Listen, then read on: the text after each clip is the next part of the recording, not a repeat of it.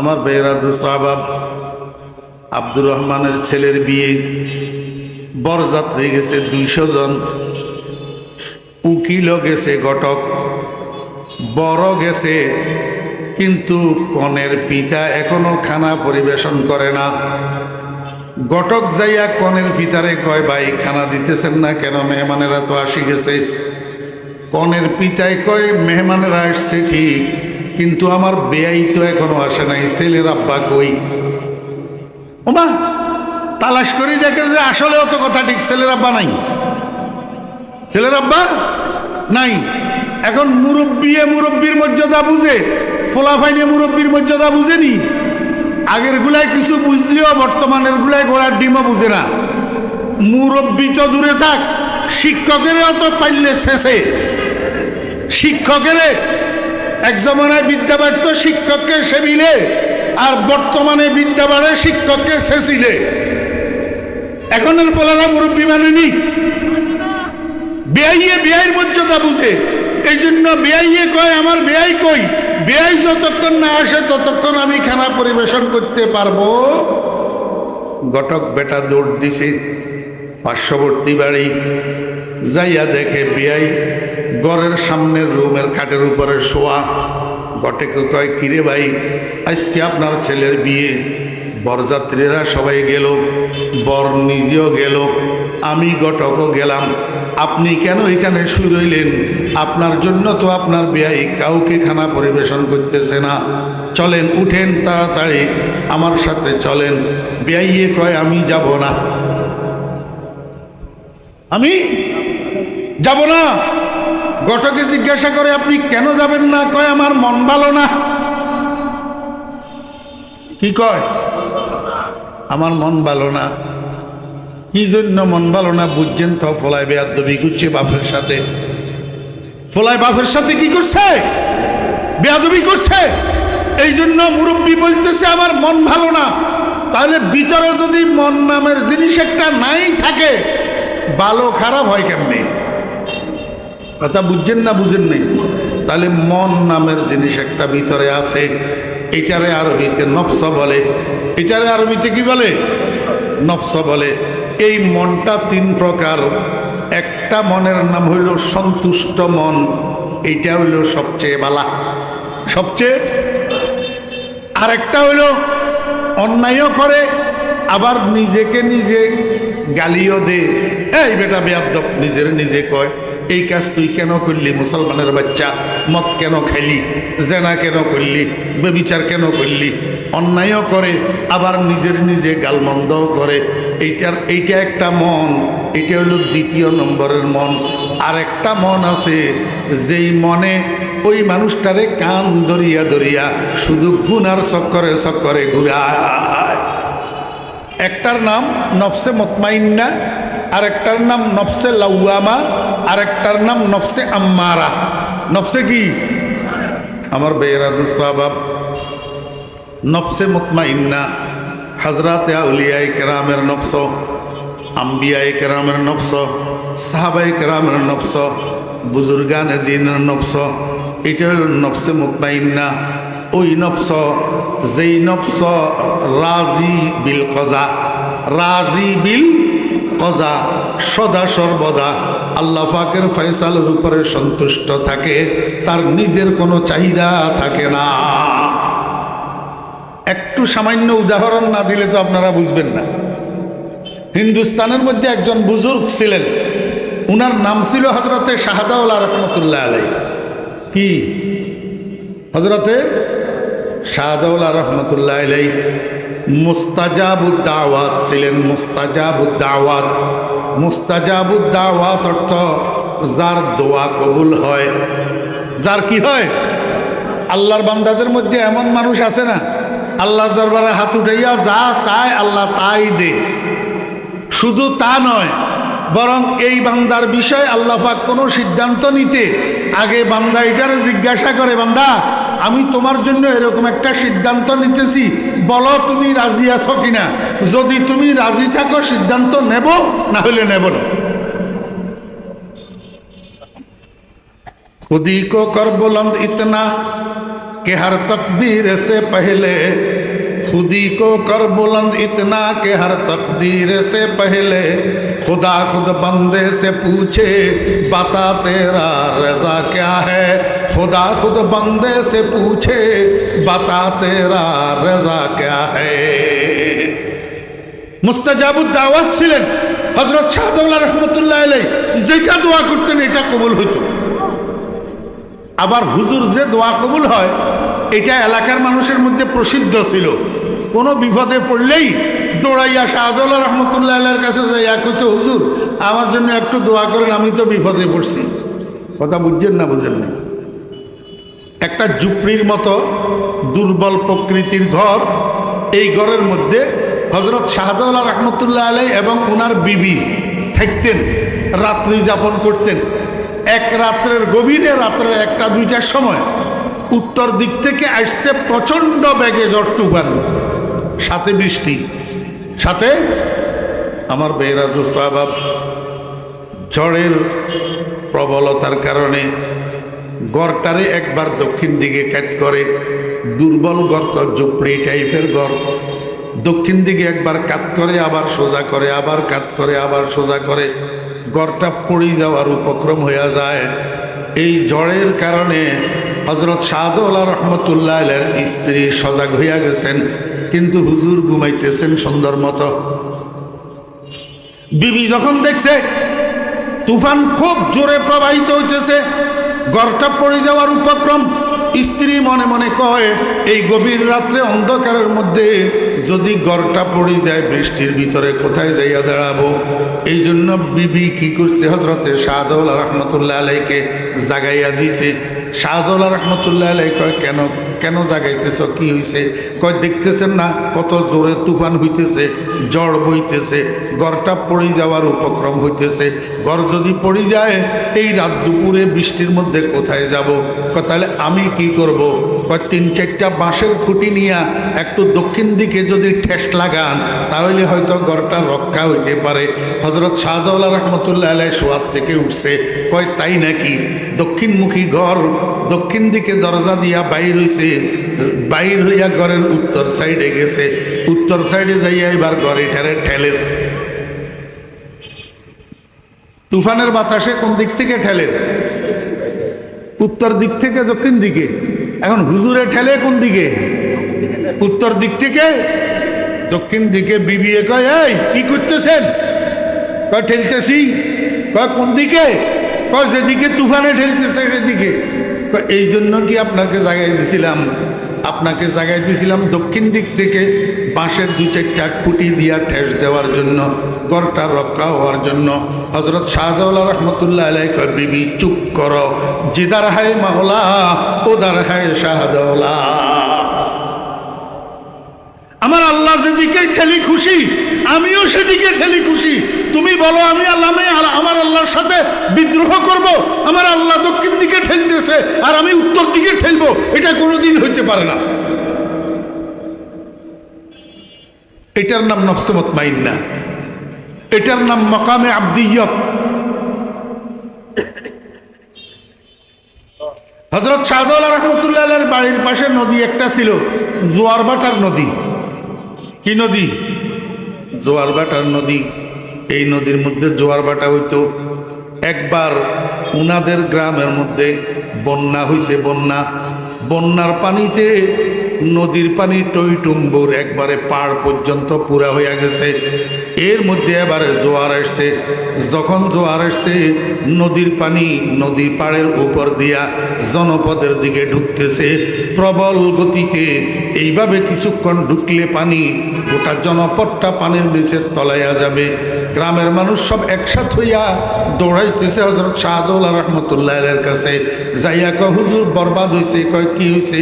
কয় জোয়ারের পানি আর বন্যার পানি একসাথ হইয়া নদী পাড়ের উপর দিয়া আমাদের গ্রামের দিকে পানি ঢুকতেছে প্রবল গতিতে। এইভাবে কিছুক্ষণ ঢুকলে আমাদের গ্রামটা পরিপূর্ণ পানির নিচে তলাইয়া যাবে। হযরত শাহদৌলা রাহমাতুল্লাহ আলাইহি কয়, আমি কি করতাম? কয় আল্লাহর কাছে একটু দোয়া করেন না যাতে তাড়াতাড়ি নদীর মধ্যে ভাটা পড়ে আর গ্রামের দিকে পানি ঢুকা বন্ধ হইয়া যায়। হযরত শাহজালাল রহমতুল্লাহ আলাইহি কয় ঠিক আছে তাহলে তোমরা এক কাজ করো। কয় হুজুর কি কাজ? কয় আমার একটা কোদাল দাও, আমার একটা। মানুষে কয় কি রে সাইলাম দোয়া হুজুরে সায় কোদাল, কোদাল দিয়া, কোদাল বুঝেননি? হ্যাঁ, চট্টগ্রামের ভাষায় কোদালের কি কয়? কোদালই বুঝেন। মাশাআল্লাহ। মানুষে কয় আচ্ছা সাইতেছে যখন হুজুরে কোদাল একটা আনি দাও। তো কোদাল একটা হুজুরের আনি দিছে। হুজুর কোদালিটা কাঁধে লইয়া নদীর দিকে হাঁটা শুরু করছে, যাইয়া নদীর পাড় কাটা শুরু করছে, ড্রেন করে দিছে। এবার পানি আরো বেশি করে ঢুকতেছে জনপদের দিকে। মানুষকে হুজুর এটা কি করলেন? আমরা পানি বন্ধ করার জন্য আপনার কাছে দোয়ার জন্য গেছিলাম, আপনি তো ড্রেন করে দিলেন নদীর পাড় কাটিয়া, আরো পানি ভালোভাবে ঢুকার ব্যবস্থা করে দিলেন। হযরত শাহজালাল রহমতুল্লাহ আলাইহি কয় চুপ করো, জিদার হায় মাওলা উদার হায় শাহজালাল। আমার আল্লাহ পানি যেদিকে নিয়ে খুশি আমিও সেদিকে নিয়ে খুশি। তোমরা চাও আমি আমার আল্লাহর সাথে বিদ্রোহ করি? আমার আল্লাহ পানি একদিকে নিবে, আমি আরেক দিকে নেওয়ার চেষ্টা করব, এটা কোনোদিন হবে না। এটার নাম নফসে মুতমাইন্না, এটার নাম মকামে আবদিয়ত। আব্দহু মাই বখশে আবদিয়ত মুঝে, ওয়াজহে সদে ইজ্জত है ये जिल्लत मुझे। আমার বেহরা দোস্তাবাব, এখন তো আমরা আল্লাহ পাকের গোলাম বনতে রাজি নাই। এখন তো আমরা বাদশাহ বনতে রাজি, মন্ত্রী বনতে তৈয়ার, এমপি বনার জন্য তৈয়ার, চেয়ারম্যান বনার জন্য তৈয়ার, কমিশনার বনার জন্য তৈয়ার, কোটিপতি বনার জন্য তৈয়ার, ম্যানেজার বনার জন্য তৈয়ার। আমার বেহরা গোলাম বনার জন্য তৈয়ার নাই। হজরতে ফটিয়ার মুফতি সাহেব রহমতুল্লাহ আলাইহি শেষ রাত্রে তাহাজ্জুদের নামাজের পরে আল্লাহর দরবারে বসিয়া বসিয়া কাঁদে, বুজুর্গি কি नहीं मुझको जरूरत, बुजुर्गी की नहीं मुझको जरूरत, गुलाम अपना बना मुझको खुदाया, बुजुर्गी नफ्स की ख्वाहिश है अफसोस, तकब्बुर से बचा मुझको खुदाया। या अल्लाह আমার মন চায় অহংকার করা, আমার মন চায়। আসেনি অহংকার? আসেনি? আসেনি অহংকার? আমার ভাইয়েরা দোস্ত আহবাব, মানুষের কলবের মধ্যে যে আভ্যন্তরীণ রোগগুলা হয় এর মধ্যে মারাত্মক ব্যাধি হলো অহংকার। অহংকারের চেয়ে মারাত্মক আর কোনো রোগ নাই, অহংকারের চেয়ে ঈমান বিধ্বংসী আর কোনো রোগ নাই, অহংকারের চেয়ে আমল বিনষ্টকারী আর কোনো রোগ নাই। এই জন্য সরকার দো আলম জনাবে মুহাম্মদুর রাসূলুল্লাহ সাল্লাল্লাহু আলাইহি ওয়াসাল্লাম হাদিস শরীফের মধ্যে ইরশাদ করছেন, ক্বালা রাসূলুল্লাহ সাল্লাল্লাহু আলাইহি ওয়াসাল্লাম মান কানা ফি কলবিহি মিসকালা হাব্বা من خردلة من كبر في رواية وجبت له النار وفي رواية حرم الله عليه الجنة। যে ব্যক্তি দুনিয়ার থেকে যাওয়ার সময় মৃত্যু সজ্জায় তার কলবের ভিতরে একটা সরিষার দানা সম পরিমাণ অহংকার যদি থাকে, এই অহংকার কলবের মধ্যে লইয়া যদি মরে, মনে রাখতে হবে এই অহংকারকে কলবের থেকে পরিষ্কার করার জন্য জাহান্নামে না যাইয়া উপায় হবে না। খবরদার, অহংকার করা যাবে না। আমার ভাইয়েরা মুস্তাহবাব, আমরা তো এখন ধনী গরিব নির্বিশেষে, শিক্ষিত অশিক্ষিত নির্বিশেষে, আল্লাহু আকবার, হ্যাঁ, রাজা প্রজা নির্বিশেষে সবাই অহংকার করি। সবাই কি করি? আল্লাহ পাক রব্বুল আলামিন কে বান্দা, যারা দুনিয়াওয়ালা আছে দুনিয়ায় নিয়ে অহংকার করতে পারবে না, যারা এলমওয়ালা আছে এলম নিয়ে অহংকার করতে পারবে না, যারা আমলওয়ালা আছে আমল নিয়ে অহংকার করতে পারবে না। তুমি পীর সাহেব পীরগিরি লইয়া অহংকার করতে পারবে না, তুমি মুহাদ্দিস সাহেব মুহাদ্দিসগিরি লইয়া অহংকার করতে পারবে না, তুমি বক্তা সাহেব বক্তাগিরি লইয়া অহংকার করতে পারবে না, তুমি ধনী ধন লইয়া অহংকার করতে পারবে না, তুমি 10টা সন্তানের বাবা সন্তান লইয়া অহংকার করতে পারবে না, তুমি বংশমর্যাদাওয়ালা বংশমর্যাদার অহংকার করতে পারবে না, তুমি পদওয়ালা পদ লইয়া অহংকার করতে পারবে না, তুমি নেতা খেতা নেতাগিরি লইয়া অহংকার করতে পারবে না। অহংকার করবি জাহান্নামে যাবি, অহংকার করবি জাহান্নামে যাবি। মরার সময় অহংকার যদি কলবের মধ্যে থাকে জাহান্নামে যাওয়া ছাড়া উপায় থাকবে না। আমি একটু ছোট্ট আপনাদেরকে একটু বুঝাই। সৈয়দ আহমদ কবির রেফাঈ রহমতুল্লাহ আলাইহি, আল্লাহু আকবার, হযরত থানভী রহমতুল্লাহ আলাইহি লিখছেন কিতাবের মধ্যে, সৈয়দ আহমদ কবির রেফাই রহমতুল্লাহ আলাইহি আওলাদে রসুল ছিলেন, সৈয়দ বংশ ছিলেন, আশেকে রসুল ছিলেন, আশেকে রসুল। এখন লম্বা করে বোঝানোর সময় নাই, না হলে আশেকে রসুল কেমনে ছিলেন আপনাদেরকে একটু বুঝাইতাম। আমার ভাইয়েরা, দোস্ত আহবাব, সৈয়দ আহমদ কবির রেফাই রহমতুল্লাহ আলাইহি জমিনের আইলে দিয়া, আইল আইল আইল বুঝেন না লাইল বুঝেন? জমিনের আইলে দিয়া সামনের দিকে যাইতেছে, দোনো পাশে ধান, দোনো পাশে ধান ক্ষেত, সামনের দিক থেকে একটা কুকুর আসতেছে। যখন মুখামুখি হয়েছে, সৈয়দ আহমদ কবির রেফাই রহমতুল্লাহ আলাইহি দাঁড়াই গেছে, মনে করছে কুকুর নিচে দিয়া যাবে, কুকুরও দাঁড়াই গেছে, এখন কেউ নিচে দিয়া যায় না। সৈয়দ আহমদ কবির রেফাই রহমতুল্লাহ আলাইহি উনার ভাষায় কুকুরের আমরা তাড়ানোর জন্য সেই কই না, সেই কুকুর তাড়ানোর জন্য, এরকম উনার মাতৃভাষার একটা শব্দ করছে কুকুরকে তাড়ানোর জন্য। আল্লাহ পাক রব্বুল আলামিন কুকুরের জবান খুলে দিছে। কুকুরের, আমরা মায়ের পেট থেকে যে বাইর হয়েছিলাম, আমাদের জবান খোলা ছিল না, তালা লাগানো ছিল, কথা কয় না। জবান খুলছে কত বছর, কত মাস বয়সে? 15 মাস, 16 মাস, 17 মাস, 18 মাস, 20 মাস, 24 মাস বয়সে আস্তে আস্তে আস্তে আস্তে জবানের তালা খুলছে। এতদিন পর্যন্ত জবানের মধ্যে তালা লাগানো আছিল। তো যে আল্লাহ আমার শৈশবে জবানের তালা খুলে দিয়ে বাকশক্তি দিছেন, সেই আল্লাহ কুকুরের বাকশক্তি দিতে পারেন কি পারেন না? আমার ভাইরা, দোস্ত আহবাব, এখন কুকুর এটা সৈয়দ আহমদ কবির রেফাই রহমতুল্লাহ আলাইহির সাথে আরবি ভাষায় কথা কয়, আরবি ভাষায় কথা কয়। কুকুরে কয়, হুজুর কি বুঝাইতে চাইতেছেন? সৈয়দ আহমদ কবির রেফাই রহমতুল্লাহ আলাইহি কয়, আমার রাস্তা কেন বন্ধ করলি? রাস্তার উপরে দাঁড়াই রইলি কেন? নিচে দিয়া নামি যা। কুকুরে কয়, আমি কেন নিচে দিয়া নামবো? আপনি নিচে দিয়া নামলে কি অসুবিধা হয়? সৈয়দ আহমদ কবির রেফাই রহমতুল্লাহ আলাইহি কয়, কুকুর বুঝলি না? আমি আশরাফুল মখলুকাত ইনসান, আমি গোটা সৃষ্টির মধ্যে সবচেয়ে সম্মানী সৃষ্টি। আমার শরীরে পরিষ্কার পরিচ্ছন্ন পবিত্র জামা কাপড়, এগুলা দিয়ে আমি নামাজ পড়ি। এখন যদি আমি নিচে দিয়া যাই, আমার শরীরে আমার জামা কাপড়ে ময়লা লাগবে। তুই তো এমনিই মাথার তালু থেকে পায়ের তালু পর্যন্ত নাপাক, তোর মুখের লালাগুলা যদি একটা থালা বাসনে লাগে, নবীজি বলছেন 7 বার দোয়া লাগে, এর মধ্যে প্রথমবার মাটি দিয়া মাজিয়া মাজিয়া দোয়া লাগে, না হলে জলাতঙ্ক রোগের জীবাণু নষ্ট হয় না। কোন দিকে কইতাম কথা?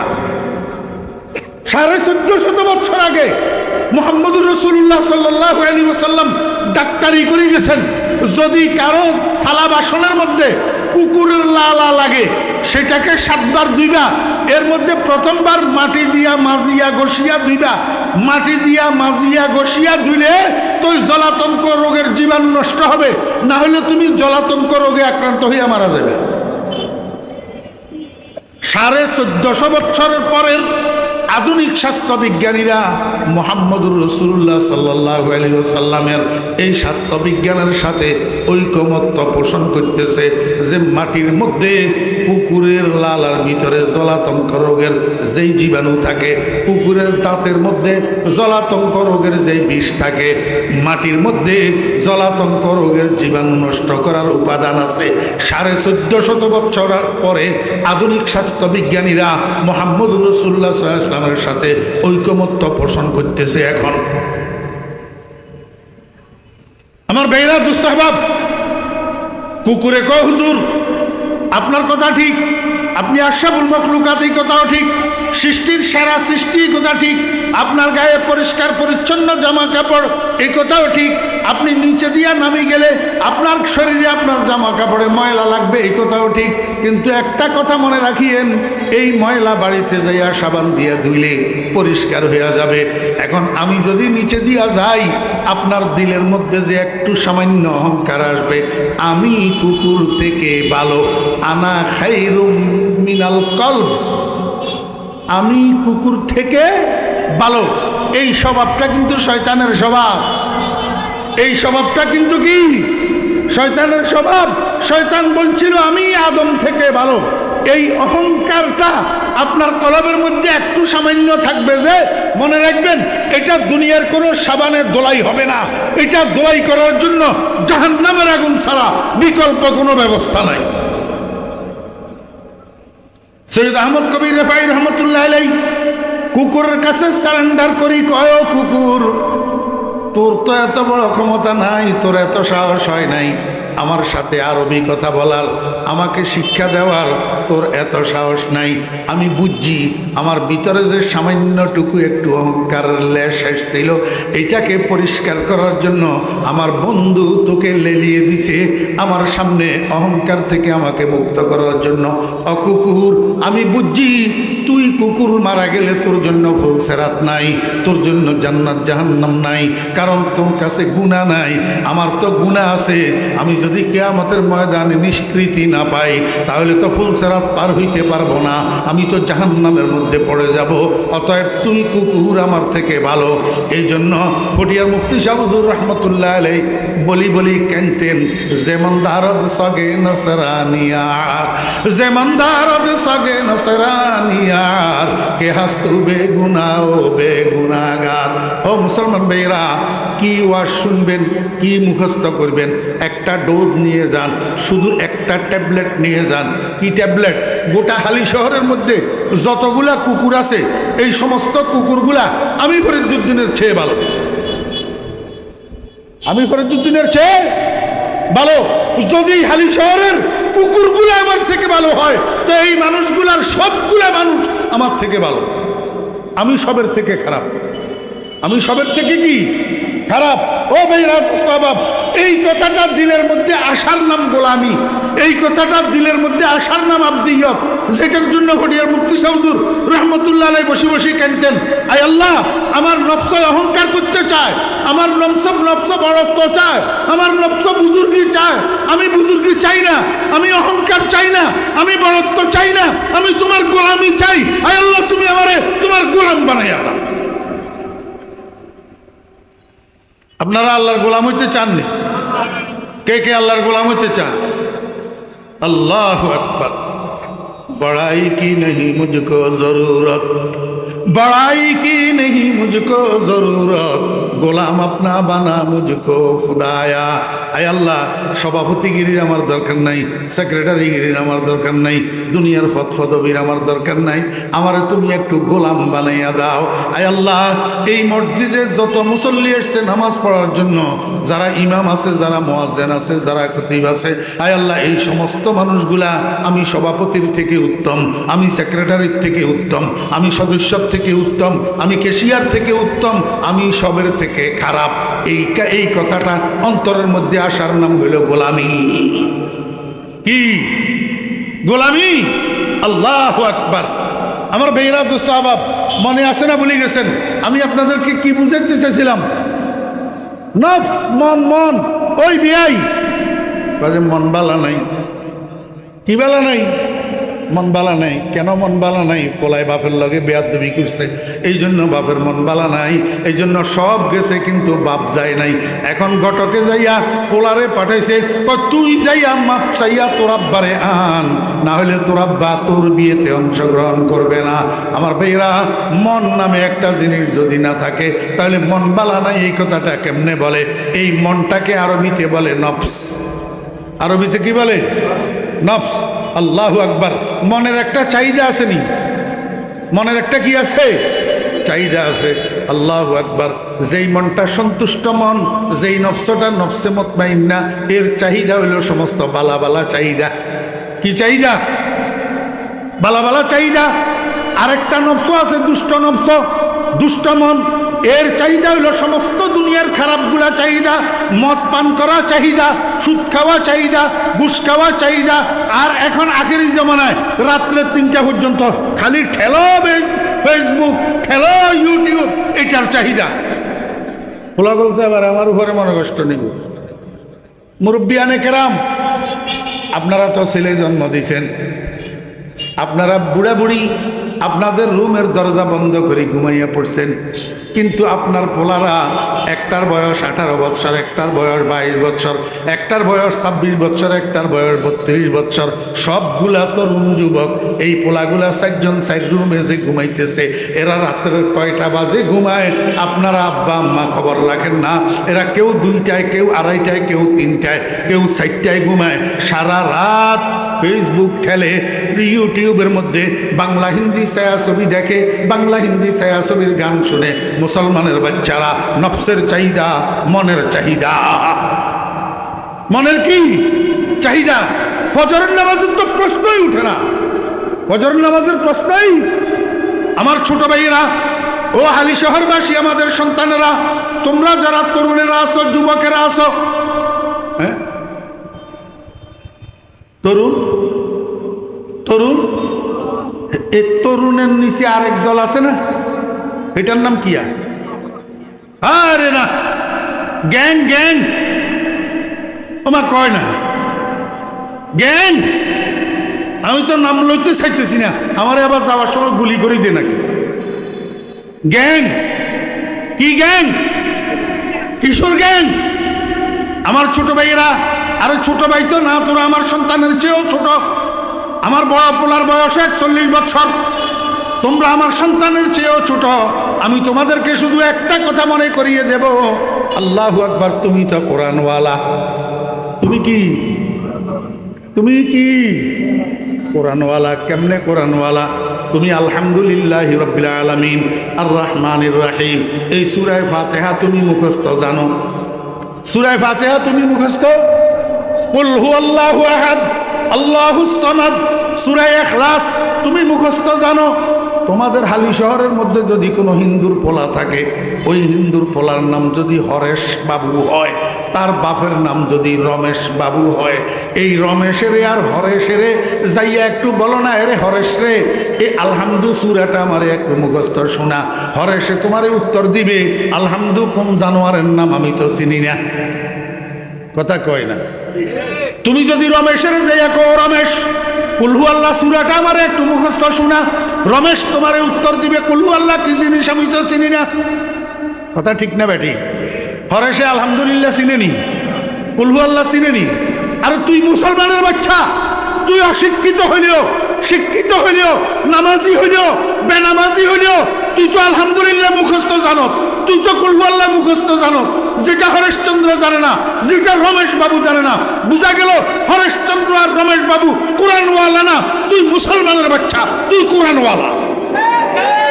কথা কয় না? সারা দুনিয়ার মূল্য বুঝলি, নিজের মূল্য কেন বুঝলি না? ওরে তুই যে কোরআনওয়ালা হইলি কেমনে হইছ জানোস নি? আল্লাহু আকবার। আল্লাহ পাক রব্বুল আলামিন আসমানের মধ্যে ফেরেশতাদেরকে দিয়া লটারি দিছে, লটারি। কোরআন কার ভাগে যাবে, কার ভাগে যাবে না, কি দিছে? আসমা বারে আমানত না তাওয়া নস্ত কশির, আসমা বারে আমানত না তাওয়া নস্ত কশির, কোরআয়ে পাল বানামে মনে দিওয়ানা জদন। এই লটারির মধ্যে কিছু মানুষের নাম উঠছে কোরআনের ভাগে, আর কিছু মানুষের নাম কোরআনের ভাগে উঠে নাই। যাদের নাম কোরআনের ভাগে উঠছে, আল্লাহ পাক তাদেরকে একজন মুসলমান আব্বার ঔরসে দুনিয়াতে পাঠাইছেন, একজন মুসলমান মায়ের গর্ভে দুনিয়াতে পাঠাইছেন, একজন মুসলমান মায়ের কোলে দুনিয়াতে পাঠাইছেন। ও মুসলমানের বাচ্চা, ও কিশোরেরা, ও তরুণেরা, আমাকে উত্তর দে, যদি আল্লাহ তোরে হরেশচন্দ্রের ঘরে পাঠাইতো, তুই আলহামদু কোথায় পাইতি, কুলহু আল্লাহ কোথায় পাইতি? তুই তো দরখাস্ত করস নাই। আল্লাহ দয়া করি, মেহেরবানি করি, তোরে একজন মুসলমান আব্বার ঔরসে দুনিয়াতে পাঠাইছে, একজন মুসলমান মায়ের কোলে দুনিয়াতে পাঠাইছে। সেই সুবাদে ছোটকালে, শৈশবকালে 5 বছর বয়সে, 6 বছর বয়সে সকালবেলার মুক্তবে নুরানি মাদ্রাসায় তুই কোরআন শরীফ শিখছত, আলহামদু শিখছত, কুলহু আল্লাহ শিখছত। সেই সুবাদে তুই কোরআনওয়ালা হলি। এখন কোরআনওয়ালা হইয়া তোর চাল চলন রমেশ বাবুর মতো কেন? তোর চাল চলন হরেশ বাবুর মতো কেন? মনে কষ্ট গেলে আমার মাফ করে দিস, আর যদি মনে কষ্ট যায় মাফ করতে না পারস তো আমারে গুলি করে দিস, গুলি করে দি। আমারে কোথায় পাঠাইবি? আমি নিচের দিকে যাব তো, তুই কি জর্জ বুশের মতো 40,000 ফুট উপরের দিকে যাবি নি? 2 দিন পরে আমারে যেখানে পাঠাইবি তুইও সেখানে যাবি। আরেক মায়ের কোল খালি করি রাস্তায় লুটাইয়া দিতেছ, কোন মায়ের সন্তানকে গুলি করে খুন করতেছ, তুই কেন বুঝস না? 2 দিন পরে আরেকজনে আসি তুইও শিয়াল কুকুরের মতো রাস্তায় লুটাইয়া দিবে, তারা যেখানে পাঠাইছ তুইও সেখানে যাবি। এই জন্য রাজনীতির নামে খুনাখুনি বন্ধ কর, রাজনীতির নামে মানুষ মারা বন্ধ কর। যেই নেতা বাবার চোখের ইশারা, যেই নেতা বাবার নোটের বান্ডিলের লোভে মানুষ মারার রাজনীতি করতেছ, সেই নেতা বাবা 2 দিন পরে তোর 2 পয়সা উপকারে আসবে না।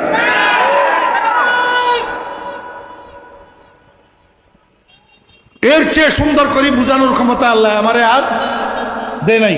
ছোট মিয়ারা, রাজনীতি করো, রাজনীতির নামে সন্ত্রাস করিও না, রাজনীতির নামে মানুষ খুনের রাজনীতি করিও না, রাজনীতির নামে মারামারির রাজনীতি করিও না, রাজনীতির নামে মাটামাটির রাজনীতি করিও না। তোমার যেই নেতাদেরকে খুশি করার জন্য এগুলা করতেছ, এই নেতারা তোমার জুতা পালিশ করার ব্রাশের মতো ব্যবহার করে, জুতা পালিশের ব্রাশের মতো। যতক্ষণ তুমি কাজে লাগবা এতক্ষণ তোমারে মুঠ করে ধরে রাখবে, যখন জুতা পালিশ শেষ হইয়া যাবে এইভাবে তোমারে নিক্ষেপ করবে, জেলখানে যাইয়া পড়ে থাকবি, ফোন করলে ফোন ধরবে না। কেন বুঝস না ছোট মিয়ারা? মুসলমানের সন্তান বলো, হরেশ বাবুর সন্তানের মতো চলিও না। আল্লাহু আকবার। নফসের বাংলা কি? আর একটা অঙ্গ আছে ভিতরে, সেটার নাম রূহ। সেটার নাম রূহ, মানে আত্মা। রূহ মানে কি? আমার ভাইয়েরা, দোস্তাবাব, এই রূহ আর নফস 2টা জিনিস মানব দেহের ভিতরে আছে যে সত্য, কিন্তু সারা শরীরের কাটিয়া টুকরা টুকরা করলেও এই 2 জিনিসের দেখা মিলে না। ঠিক না বে? ঠিক কর। এখন তো সময় আমারে অনুমতি দিতেছে না, নইলে আর একটু বুঝাই কইতাম। হ্যাঁ, ওই শ্বশুর বাড়ির জামাই গেছে বেড়াইতো, জামাই আসিল একটু হেবলা টাইপের, তো শ্বশুরে 10 টাকা দিছে, কয় জামাই বাবা বাজারে যাইয়া 10 টাকা দিয়া কিছু খাইয়া আসেন। তো জামাই বাবা বাজারে ঢুকতেই পাইছে তরকারি দোকানদার একটা, তরকারি দোকানদাররা যাইয়া কয়, ভাই আমারে 10 টাকার কিছু দেন, 10 টাকার কিছু দেন। হাতে কইছে কিছু। দোকানদারের দোকানে জামিলা আসিল, দোকানদারে বুঝছে কচু। দোকানদারে বুঝছে কি? ওই কাঠকচুর তরকারি আছে না, আধা কেজি পিস করি করি রেখছে, 1 কেজি 10 টাকা করে বিক্রি করে, 1 কেজি 2 পিস মিলে কয় পিস? 2 পিস। এতে যখন 10 টাকা দিয়ে বলছে আমারে কিছু দেন, দোকানদারে কচু বুঝছে, এই জন্য 2 পিস কচু তারে ধরাই দিছে। এখন 1 পিস পকেটের মধ্যে লইয়া আরেক পিসের সাবাইতে সাবাইতে শ্বশুর বাড়ির দিকে হাঁটা শুরু করছে। অর্ধেকের চেয়ে বেশি রাস্তা গেছে, 1 পিস শেষ হয়ে গেছে, পকেটের থেকে আরেক পিস বাইর করি আবার সাবানি শুরু করছে। কি রসের গোল্লা? কাঁচা কচু, কাঁচা কচু। এখন যখন শ্বশুরবাড়ির দরজা পর্যন্ত গেছে, আরো 1 টুকরা বাকি রয়ে গেছে, কিন্তু এইটা আর খাইতে পারে না। ইতিমধ্যে গলার মধ্যে চুলকানি শুরু হয়ে গেছে। চুলকানি কি হয়ে গেছে? শুরু হয়ে গেছে। গেছে আস্তে আস্তে শ্বশুরের ঘরে, যাইতে যাইতে ব্যথা বাড়ছে, এবার চিৎকার শুরু করছে। এখন শাশুড়ি জিজ্ঞেস করে, বাবারে কি হয়েছে? কয়, আব্বাই আমারে 10 টাকা দিছিল কিছু খাওয়ার জন্য, এখন কিছু খাইছি পরে আমার এই অবস্থা হয়েছে। শ্বশুর বেটাও আসিল রুমের ভিতর, শুনি বাইরে আইছে, কয় জামাই বাবু আমি আপনারা কিছু খাইতে কইছি, আপনি কি খাইছেন? কয় যে একটু আছে তো পকেটের ভিতরে। এই যে যখন শ্বশুরের মাথার উপরে আসমান ভাঙ্গি পড়ল, এটা তো কাঁচা কচু। কয় এটা কিনলে আপনি খাইছেন? কতগুলা খাইছেন? কয় যে আমি 10 টাকা দিই কিছু দিতে বলছিলাম, আমার 2 টুকরা এটা দিছে, আমি 1.5 টুকরার থেকেও একটু বেশি খাইছি, এখন তো আমার গলায় ব্যথা করে। শ্বশুরে কয়, আপনারে আমি কিছু খাইতে কইছিলাম, আপনি দোকানদারের যাইয়া কি কইছেন? কয় আমি কিছু দিতে কইছিলাম। কয় যে পাগলের ফলা পাগল, কিছু দিতে কইলেন কেন আপনি? কয় আপনি কিছু খাইতে কইলেন কেন? কয় আমি তো কিছু খাইতে কইছিলাম, বাজারে কিছু নামের কিছু নাই।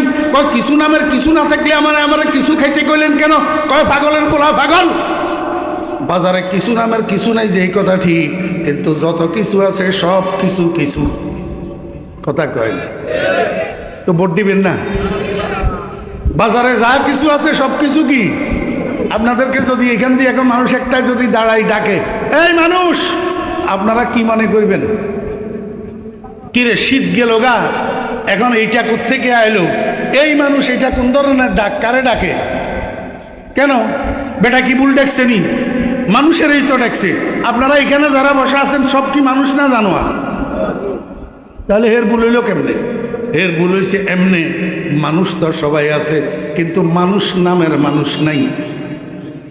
মানুষ নামের বাজারে যাহা কিছু আছে সব কিছু কিছু, কিন্তু কিছু নামের কিছু। আসল মানুষটাই হইল রুহু। আসল মানুষটাই হইল কি? বুঝি দেখলে বলেন, রুহের নাম মানুষ না শরীরের নাম মানুষ? রুহের নাম মানুষ। তাহলে আসল মানুষটাই হইল রুহু, কিন্তু রুহু নামের কিছু শরীরের মধ্যে নাই। কাটি টুকরা টুকরা করেন না, রুহু নামের কিছু পাওয়া যায় কিনা?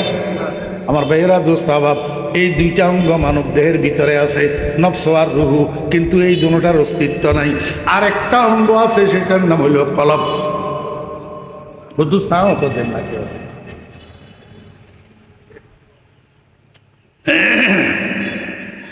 আরেকটা অঙ্গ আছে, সেটার নাম কি?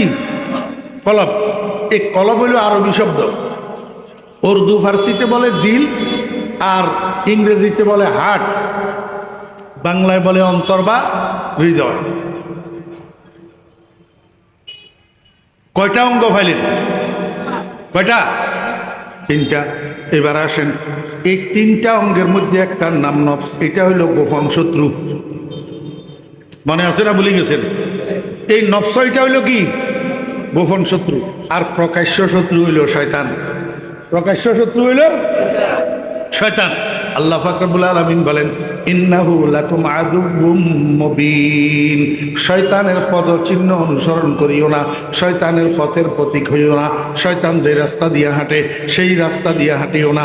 শয়তান তোমার কাছে যা চায় সেই চাহিদা পূরণ করিও না, কারণ শয়তান তোমার প্রকাশ্য শত্রু। এই শয়তানের অনুসরণ করিও না, শয়তান তোমার প্রকাশ্য শত্রু, এই কথা কই আল্লাহ কি বুঝায়? আমার ভাইয়েরা, দোস্ত আবাব, 16 বছর দুইটা ছেলে বন্ধুত্ব করছে, একজন আরেকজনের বন্ধু বানাইছে। আমার ভাইয়েরা, দোস্ত আবাব, দুইটা জুড়ি, এক জুড়িতে দুইজন, আরেক জুড়িতে দুইজন। প্রথম জুড়ির মধ্যে একজন মদদি, দ্বিতীয় জুড়ির মধ্যে একজন নামাজি। এখন প্রথম জুড়ির মধ্যে মদদি যেটা, এটা মাগরিবের নামাজের পরে ওই দ্বিতীয় বন্ধুরে হাত ধরে টানে, কয় বন্ধু আয় এদিকে একটু যামু। বন্ধুয়ে কয় কিরে ভাই এদিকে কই জ্বর? এটা তো অন্ধকার গলি, চিপা গলি, এদিকে কই যাইতেছ? ওই সামনে একটা দোকান আছে, সেই দোকানে যাব। বুঝছেন তো কিসের দোকান? কথা কয় না। ইয়াবার দোকান, বাবার দোকান, আর ডাবার গাঞ্জা। বন্ধু গাঞ্জাখোর। এই গাঞ্জাখোর বন্ধুয়ে আরেক বন্ধুরে কোন দিকে টানে নিয়ে যায়? কথা কয় না। এক বন্ধু আরেক বন্ধুরে গুনার দিকে টানে নিয়ে যায়। আরেকটা জুটির ভিতরে একটা বন্ধু নামাজি। এই নামাজি বন্ধু যখন মাগরিবের নামাজ আযান হইছে, বন্ধুরে হাত ধরিয়া টানে, কয় বন্ধু আয় দোনোজনে মাগরিবের নামাজটা আদায় করি, তারপরে দোনোজনে নাস্তা করব। কথা বুঝছেন না বুঝেন না? আমারে আপনারা বুঝি দেখলে বলুন, কোন দুশ্মনে আরেক দুশ্মনের খায়ের খাই করেনি? কোন দুশ্মনে আরেক দুশ্মনের কল্যাণ চায়নি? জি, মঙ্গল চায়নি। শত্রু হয়ে শত্রুর মঙ্গল চায়নি। আরে মিয়া, বিজয়ী হয়েছে নির্বাচনে, এরপরে খানা করতেছে, দাওয়াত করে ওই মানুষগুলারে যারা ভোট দিছে, যারা ভোট দেন এদেরকে দাওয়াত করে না।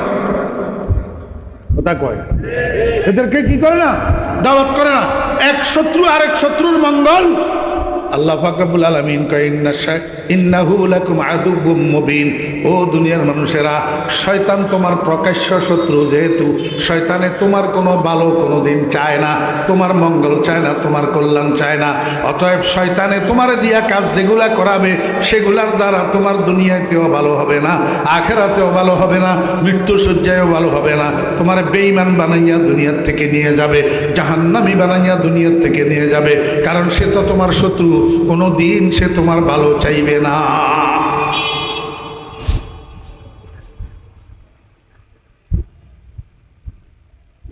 একটা কথা আপনাদেরকে একটু শিখাই দিই। শয়তানে আবার কোনো কোনো সময় মানুষের উপাস রাখি ধোঁকা দেয়, আর কোনো কোনো সময় অতিভোজন করাই ধোঁকা দেয়। একটু কঠিন। কোনো সময় উপাস রাখি ধোঁকা দেয়, আর কোনো সময় অতিভোজন করাই কি করে? ধোঁকা দেয়। শয়তানের ধোঁকা বুঝা বড় কঠিন।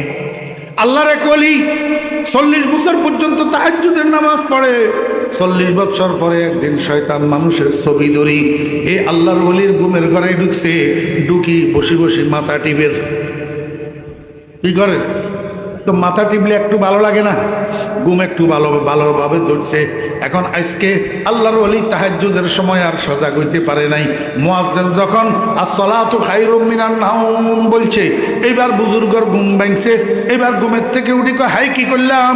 40 বছর পর্যন্ত তাহাজ্জুদ কজা হইল না, আজকে কেন আমি সজাগ হইতে পারলাম না? আজকে তাহাজ্জুদ কেন পড়তে পারলাম না? বড় অনুশোচনা করি। অজু করি, তাড়াতাড়ি মসজিদে গেছে। যেহেতু আজান হইয়া গেছে, আগে ফজরের 2 রাকাত সুন্নত পড়ছে।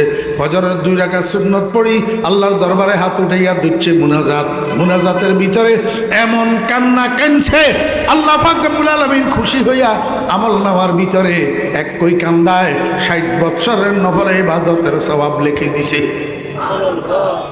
কয় বছর? শয়তান খুশি না বেজার? শয়তানের মুখের মধ্যে খালি দুলা মারের। হাই কি করলাম? ভালোর জন্য তাবিজ দিলাম পায়খানা পেশাব বন্ধ হওয়ার জন্য, এখন তো পায়খানা হইয়া গেল। ভালোর জন্য করলাম, তাহাজ্জুদ থেকে বিরত রাখলাম, এখন তো 60 বছরের সওয়াব পাইয়া গেছে। তার থেকে তো ভালো তারে জাগাইয়া তাহাজ্জুদ পড়াইয়া দেওয়াই তো ভালো। পরের দিন জানালার কাছে আসি, কয় এ আব্দুল্লাহ কুম সল্লি সালাত তাহাজ্জুদ। জানালার কাছে কয় যে খুদার বান্দা উঠো, তাহাজ্জুদের নামাজ পড়ো। আল্লাহর ওলি কয়, মানান্তা কে রে তুই? কয় হুজুর চিনেন নাই, আনা ইবলিস। আনা আল্লাহর ওলি কয়, ইবলিস যদি তুই হইয়া থাকিস তো তোর কাম তো তাহাজ্জুদের জন্য মানুষের জাগাইয়া দেওয়ানো, বরং মানুষের ঘুম পাড়াইয়া রাখা, তাহাজ্জুদের থেকে বঞ্চিত করা। তুই আমার জাগাই দিতেছ কেন? কয় হুজুর বুঝেন নাই, এই গত রাত্রে লাথি খাইছি যে, এই জন্য আজকে এখন জাগাই দিতেছ। কয় কেমনে লাথি খেলি? কয় যে কালকে রাত্রে যে আপনি সজাগ হইতে পারেন নাই, ঘুম ভাঙ্গে নাই, তাহাজ্জুদ পড়তে পারেন নাই, আমি মানুষের ছবি ধরি আপনারে আসি বসে মাথা টিপছিলাম, আপনার কাছে একটু ভালো লাগছিল, ঘুমটা ভারী হয়েছিল, এই জন্য তাহাজ্জুদটা পড়তে পারেন নাই। তাহাজ্জুদ না পড়তে পারার কারণে পরবর্তীতে মসজিদে যাইয়া ফজরের নামাজ পড়ি, আপনি যে কান্দা দিলেন, এক কই কান্দায় আল্লাহ পাক আপনার আমলনামার মধ্যে 60 বছরের নফল ইবাদতের সওয়াব লিখে দিছে। আমি তো ধ্বংস হইয়া গেছি, এই জন্য মনে মনে সিদ্ধান্ত নিছি আপনারে আর ঘুম পাড়াইয়া রাখা ঠিক হবে না। তাহাজ্জুদের সময় আপনারে জাগাইয়া দেওয়াই ভালো, 4 রাকাত পড়েন, এটাই ভালো। শয়তানের ধোঁকা বুঝা বড় দায়। ওয়ারাইহা ওয়াহিয়া ফিল আমালি সাইমাতুন ফারুব্বা মাসমাসাতিন শাররুম মিনাত তুখামি। শয়তানে কতগুলো আর মসজিদে যাইতে দেয় না, নামাজ পড়তে দেয় না, এগুলার রাখে উপাস, এগুলার রাখে কি উপাস। আর কতগুলার শয়তানে মসজিদে যাইতে বারণ করে না, মসজিদে আরো ফুসলাইয়া ঢুকাইয়া এত বড় ফাগড়ি একটা বান্ধায়, লম্বা রুকু, লম্বা সেজদা দেওয়াইয়া 4 রাকাত নামাজ পড়তে 10 মিনিট লাগায়। ওই শেষ কিনারে নামাজ যখন শেষ হয়, তখন দিলের ভিতরে একটু কুমন্ত্রণা ঢুকাইয়া দে, তুই যে বুজুর্গ হইতেছ, লম্বা রুকু সেজদা করি, লম্বা নামাজ পড়তেছ, লম্বা পাগড়ি বাঁধছ, এটা মানুষে দেখতেছে নি, একটু ডানে বামে তাকাইয়া দেখেছা গেলনি, সর্বনাশ হয়ে গেলনি। এটার নাম রিয়া। এটার নাম কি? রিয়া। ক্বালা নবী সাল্লাল্লাহু আলাইহি ওয়াসাল্লাম, ইন্না আশাদ্দা মা আখাফু আলা উম্মতি আশিরকুল খফি কিলা ওয়া শিরকুল খফি ইয়া রাসূলুল্লাহ ক্বালা আর রিয়া। আল্লাহর হাবিব বলেন, আমি যেই জিনিসটার জন্য আমার উম্মতের জন্য আমার দুনিয়া থেকে যাওয়ার পরে আমি ভয় করি, সেই জিনিসটা হলো শিরকে খফি, অস্পষ্ট শিরিক। সাহাবীরা জিজ্ঞাসা করেন, ইয়া রাসূলুল্লাহ অস্পষ্ট শিরিক কি? নবীজি বলেন, আর রিয়া, লৌকিকতা, মানুষকে দেখানোর জন্য ইবাদত করা, মানুষকে দেখানোর জন্য বুজুর্গি করা, মানুষকে দেখানোর জন্য বুজুর্গি দেখানো, রিয়া। এই রিয়া সর্বনাশের মূল। এটা করি যে কোনে শয়তান। আমার ভাইয়েরা দোস্ত আহবাব, এই জন্য আল্লাহ পাক রব্বুল আলামিন বলেন, ইন্নাহু লাকুম আদুউম মুবিন, শয়তান তোমাদের প্রকাশ্য শত্রু। খবরদার, শয়তানের চেক দিয়ে রাখতে হবে, শয়তান যেন তোমার কাছে আসতে না পারে। তাহলে কোথায় চেক দিতে হবে?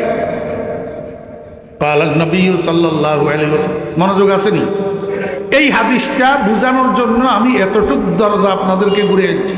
قال النبي صلى الله عليه وسلم ثلاثة أبواب يدخل منها الشيطان على العبد الغفلة والشهوة والغضب أو كما قال النبي عليه الصلاة والسلام।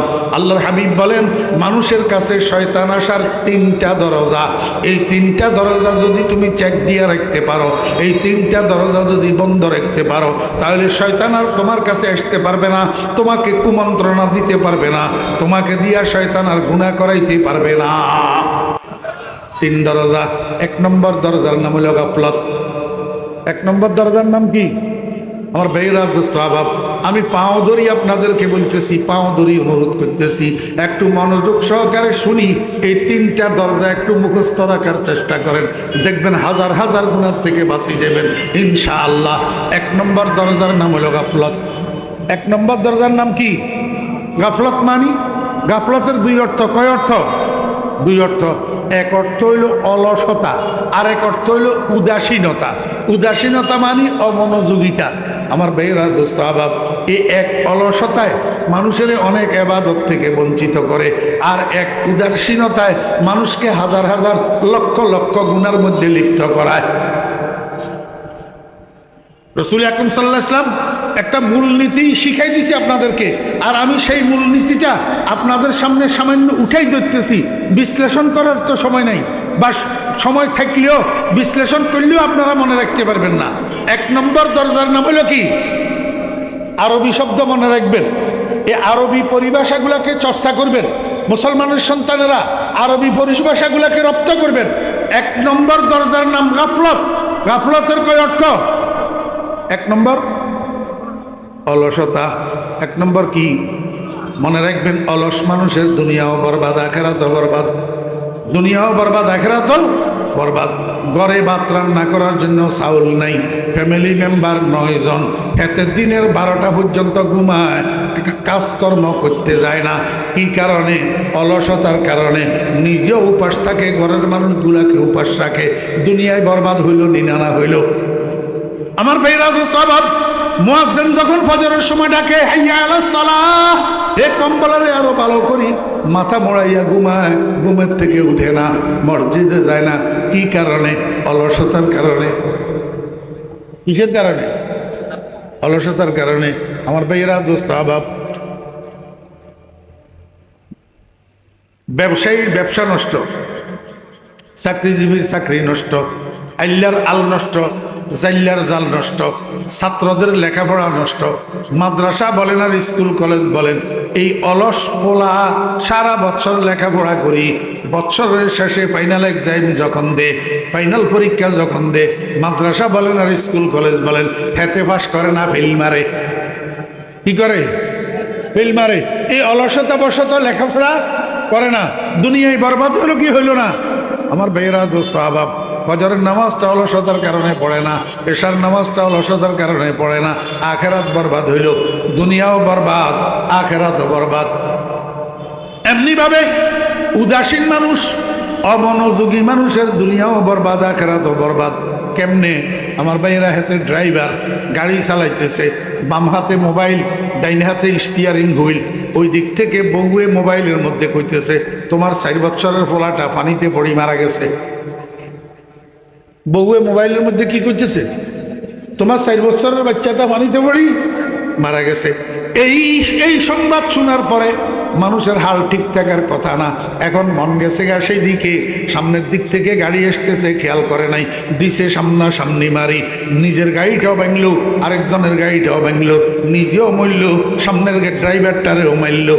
কারণটা কি? অমনোযোগিতা, উদাসীনতা। কথা বুঝছেন নি না বুঝেন নাই? দুনিয়া বরবাদ হইল নি, আখেরাত বরবাদ। কেমনি আখেরাত বরবাদ? মসজিদে যায় 5 ওয়াক্ত আল্লাহু আকবার নামাজের নিয়ত বান্ধি, এবার ডুবাই চলে যায়, এবার খেতে চলে যায়, এবার অফিসে চলে যায়, না ঠিক মতো সুবহান রাব্বিয়াল আযীম আছে, না ঠিক মতো সুবহান রাব্বিয়াল আলা আছে, না তাশাহুদ আছে, না দরুদ শরীফ আছে, না দোয়ায়ে মাসুরা আছে। এটা ঘোড়ার ডিমের নামাজ নি। এই নামাজ তো তোর কিচ্ছু হইতেছে না, শুধু লেফট রাইট করতেছ, যে এইটাই হইতেছে। নামাজ ঘোড়ার ডিমও হইতেছে না। কি কারণ? এই নামাজের মধ্যে অমনোযোগী হওয়ার কারণ। আখেরাত বরবাদ হইল নি। আল্লাহর হাবিব জনাবে মুহাম্মদুর রাসূলুল্লাহ সাল্লাল্লাহু আলাইহি ওয়াসাল্লাম বলেন, আমার উম্মতেরা শয়তানের প্রবঞ্চনা যদি বাঁচতে চাও, অলসতা ছাড়তে হবে, উদাসীনতা ছাড়তে হবে। এই দুটোটার সমন্বিত নাম হলো গাফলত। এই গাফলত তোমাকে ছাড়তে হবে। এই গাফলতের দরজা দিয়া তোমার কাছে শয়তান আসে। 2 নম্বর দরজার নাম হলো শাহওয়াত। 2 নম্বর দরজার নাম কি? শাহওয়াত। শাহওয়াত এটা আরবি শব্দ। শাহওয়াতের বাংলা কি? শাহওয়াতের বাংলা হলো ওই যে একটু আগে বুঝাইলাম, নফসমানি মন। নফসমানি মন, মনের একটা চাহিদা আসেনি। কারো কারো মনে ভালো চাহিদা চায়, কারো কারো মনে খারাপ চাহিদা চায়। এই যে মনের চাহিদা, এটা যদি রসুলের তরিকা পরিপন্থী হয়, সেটার নাম শাহওয়াত। কথা বুঝার চেষ্টা করি। মনের চাহিদা যদি রসুলের তরিকার পরিপন্থী হয়, সেটার নাম কি? এই জন্য হুজুরে পাক সাল্লাল্লাহু আলাইহি ওয়াসাল্লাম বলছেন, লা ইউমিনু আহাদুকুম হাত্তা ইয়াকুনা হাওয়াহু তাবআন লিমা জিতু বিহ। হযরত উলামায়ে কেরামের ফায়দা বেশি, তালেবে ইলমদের ফায়দা বেশি। লা ইউমিনু আহাদুকুম হাত্তা ইয়াকুনা হাওয়াহু তাবআন লিমা জিতু বিহি। আল্লাহর হাবিব বলেন, তুমি ততক্ষণ পরিপূর্ণ ঈমানদার হইতে পারবে না যতক্ষণ না তোমার মনের চাহিদা আমি নবীর আদর্শের অনুসারী না হয়। আমি নবীর আদর্শের অনুসারী না হয়, তাহলে খাহেসাত শাহওয়াত কাকে বলে? মানুষের মন চাহিদা যেটা নবীর আদর্শ বহির্ভূত হয়, সেটা হলো শাহওয়াত, সেটা হলো মন চাহিদা। বুঝে থাকলে বলেন না। মদ পান করা নবীর আদর্শ, জি। সুদ খাওয়া নবীর আদর্শ, পতিতালয়ে যাওয়া নবীর আদর্শ, বেগানা মেয়ের সাথে গার্লফ্রেন্ড করি আল্লাহু আকবার পার্কে ঘুরা নবীর আদর্শ। নাউজুবিল্লাহ, কোনো দিন নবীর আদর্শ হইতে পারে না। এটা মন চাহিদা। এটা কি? মন চাহিদা। এরকম যত গুনার কাজ আছে যেগুলো আমার মনে চায়, এগুলার নাম হলো শাহওয়াত। আল্লাহর হাবিব জনাব রাসূলুল্লাহ সাল্লাল্লাহু আলাইহি ওয়াসাল্লাম বলেন, ও উম্মত, শুধু তোমার মন চাইলেই তুমি করিবা এমনটা নয়। আমার আদর্শের কোষ্ঠী পাথরের লগে একটু বসিয়া দেখবা আমার আদর্শের সাথে মিলে আসেনি। তুমি যত বড় হও না কেন, তোমার স্ত্রীকে লইয়া রাস্তায় যদি খোলা চেহারায় বাইর হও, তাহলে বুঝতে হবে এটা তোমার মন চাহিদা। এটা তুমি মনের চাহিদা পূরণ করতেছ। আমি নবীর আদর্শ বেপরদা চলা নয়। কথা বুঝছেন না বুঝেন না? আল্লাহু আকবার। 3 নম্বর দরজাটার নাম হলো গজব। মাওলানা মুজিবুল হক সব আসছে, ফরাজি সাহেব, ওনাকে নিয়ে আসেন, স্টেজে নিয়ে আসেন। 3 নম্বর দরজার নাম কি? কথা কয় না। গজব আরবিতে কি কয়? গজব শব্দের অর্থ হলো রাগ, ক্রোধ। এই রাগের 3টা স্তর আছে। রাগের কয়টা স্তর? 3টা স্তর। আল্লাহু আকবার। এই 3 স্তরের মধ্যে একটা স্তর ভালো, যেটা মিডিয়াম স্তর। এটার ইসলামী সায়েন্সের পরিভাষায় এইটাকে বলে সুজাত। আর 2টা স্তর হইল ঘৃণিত, আর 2টা স্তর হইল অগ্রাহ্য। একটার নাম জুবুন আর একটার নাম তাহাব্বুর। একটার নাম জুবুন আর একটার নাম তাহাব্বুর। জুবুন হইল কাপুরুষতার নাম। তোমার ন্যায্য অধিকার সংরক্ষণ করার জন্য যেই রাগের দরকার, সেই রাগ তোমার কাছে না থাকার নাম কাপুরুষতা। কথা কয় না। 30 বছর পর্যন্ত তোমার আব্বাই দোকান করলো, এখন 30 বছর পরে সন্ত্রাসী 2 জন লাঠি 2টা লইয়া যদি তোমার কাছে আসি, কয় এটা আমাদের দোকান, তুই গদি থেকে নাম, তো তুমি কি করবা? ভাইজান মারিয়েন না, আপনারা বসেন, আমি ছাড়িয়ে দিলাম না। এটা তোর ন্যায্য অধিকার। তোর বাবার 30 বছরের দোকান, তোর কাছে এই রাগ থাকতে হবে। আর একটা লাঠি লইয়া উল্টা ঘুরি তোকে দাঁড়াইতে হবে। এই বেটারা, কে তোরা? আমার দোকান, আমি কেন তোদেরকে ছাড়বো? এই রাগ তোর কাছে থাকতে হবে তোর ন্যায্য অধিকার সংরক্ষণ করার জন্য। এই পরিমাণ রাগ যদি তোর কাছে না থাকে তাহলে তুই কাপুরুষ, তাহলে তুই কি? ও ইমানদাররা, যদি তোমার আল্লাহর উপরে আক্রমণ আসে, যদি তোমার রসুলের উপরে আক্রমণ আসে, কেউ কোনো নাস্তিক যদি তোমার আল্লাহকে গালি দেয়, তোমার রসুলকে যদি গালি দেয়, তোমার আল্লাহর সম্ভ্রম রক্ষা করার জন্য, তোমার রসুলের সম্ভ্রম রক্ষা করার জন্য, প্রতিবাদ করার জন্য, প্রতিহত করার জন্য যেই পরিমাণ রাগের দরকার, সেই রাগ যদি তোর কাছে না থাকে তাহলে তুই কাপুরুষ। তাহলে তুই কি? কাপুরুষ। এটাকে ইসলামী সায়েন্সের পরিভাষায় বলে জুবুন। আর ইসলামী সায়েন্সের পরিভাষায় রাগের একটা উগ্র স্তর আছে, এটাকে বলে তাহাব্বুর। তাহাব্বুর মানে উগ্র রাগ। যেই রাগের মধ্যে মানুষ গেলে, যেই রাগে মানুষের পাইলে মানুষের দিক বিদিক জ্ঞান থাকে না, হুঁশ ঠিক থাকে না, কারে কি বলে ঠিক করে না, কাকে কি করতেছে ঠিক করে না, নিজের ঘরের সমস্ত সিরামিক সরঞ্জামগুলার লাঠি দিয়া পিটাইয়া চুরমার করে ফেলে। কোনো সময় আল্লাহু আকবার বগরি পিটানি শুরু করে, কোনো সময় নিজের ছেলে মেয়েদেরকে পিটায়, কোনো সময় মা বাপের গায়ে পর্যন্ত হাত উঠায়। কিসের কারণে? রাগের কারণে। এই যে রাস্তায় রাস্তায় সন্ত্রাস হইতেছে, মানুষ খুন হইতেছে, একজন আরেকজনকে আহত করতেছে, একজন আরেকজনকে নিহত করতেছে, এর মূলে ম্যাক্সিমাম কার্যকরী এই উগ্র রাগ। উগ্র। আল্লাহর হাবিব জনাব রাসূলুল্লাহ সাল্লাল্লাহু আলাইহি ওয়াসাল্লাম বলেন, আমার উম্মতেরা, তুমি তোমার উগ্র রাগটাকে কন্ট্রোল করো। কিভাবে কন্ট্রোল করবা? যখন তোমার কাছে রাগ আসতেছে তুমি দেখবা তখন বেশি বেশি করি আউযু বিল্লাহি মিনাশ শাইতানির রাজিম, আউযু বিল্লাহি মিনাশ শাইতানির রাজিম, আউযু বিল্লাহি মিনাশ শাইতানির রাজিম। যত বেশি পড়বে আস্তে আস্তে রাগ ঠান্ডা হয়ে যাবে। আল্লাহর নবী বলেন, যদি এইটার দ্বারাও যদি রাগ তোমার না থামে তাহলে এক কাজ করো, তুমি যদি দাঁড়ানো থাকো বসে যাও, রাগ ঠান্ডা হয়ে যাবে। যদি বসা থাকো শুইয়া যাও, রাগ ঠান্ডা হয়ে যাবে। যদি এইটার দ্বারায় রাগ না থামে তাড়াতাড়ি অজু করো, দেখবা অজু করলে তোমার রাগ ঠান্ডা হয়ে যাবে। যদি অজুর দ্বারায়ও রাগ ঠান্ডা না হয়, সেই অজু দিয়া 2 রাকাত নামাজের নিয়ত বান্ধ, 2 রাকাত নফল নামাজের নিয়ত বান্ধ। 2 রাকাত নফল নামাজ শেষ হইতে হইতে দেখবা তোমার কাছে আর রাগের গোষ্ঠীও থাকবে না। রাগের গোষ্ঠীও কি থাকবে না। উগ্র রাগ, এটাকে কন্ট্রোল করতে হবে। খবরদার, রাগান্বিত অবস্থায় কোনো কাজ করা যাবে না। রাগান্বিত অবস্থায় কাজ করায় শয়তানে। রাগান্বিত অবস্থায় কাজ করায় কে? শয়তানে। এই রাগের দরজাটাকে যদি পাহারাদারি করা যায়, এই দরজা দিয়া যদি শয়তানের আগমনকে রোখা যায়, তাহলে মানুষ হাজার হাজার গুনাহ থেকে বাঁচে যেতে পারে। قال النبي صلى الله عليه وسلم ثلاثة أبواب يدخل منها الشيطان الغفلة والشهوة والغضب أو كما قال النبي عليه الصلاة والسلام। মনে রাখতে পারবেন তো ইনশাআল্লাহ? ইনশাআল্লাহ আল্লাহ পাক সবাইকে মনে রাখার, আমল করার তৌফিক দান করেন। ওয়া আখিরু দাওয়ানা আনিল হামদুলিল্লাহি রাব্বিল আলামিন ওয়া সাল্লাল্লাহু তাআলা আলা খাইরি খালকিহি মুহাম্মাদিন ওয়া আলিহি ওয়া সাহবিহি আজমাইন।